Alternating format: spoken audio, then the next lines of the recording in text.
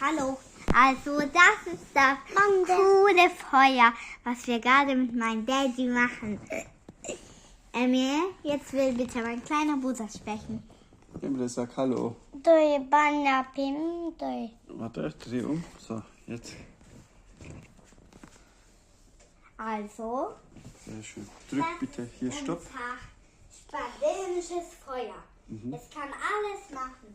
Und es ist sehr heiß. Hier, Emil. Gut. Es kann sogar Tigerpfoten verwenden. Ja. Danke für die Information, Talia. Komm zu mir bitte